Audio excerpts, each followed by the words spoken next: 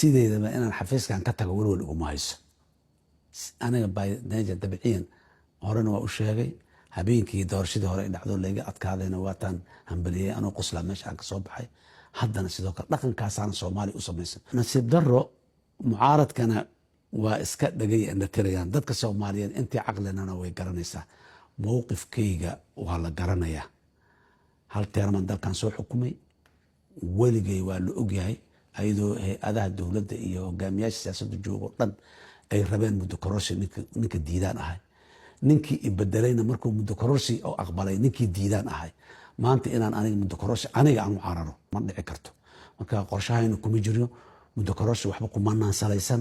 wixii sharcigu noo qoray ama noo ogol yahay ayaan diyaar u nahay inaan ku shaqeyno waqtigeedana ku qabanno. aniga in laga adkaado waxba kama qababo. waxaan rabaa dalkan ayaan rabaa wada sax inuu maro. hadduu dalku wada sax maraya laakiin aniga aan irinta ka baxayo shalana diyaaraan u ahay waa sameey maantana diyaaraan u ahay waa sameynaya.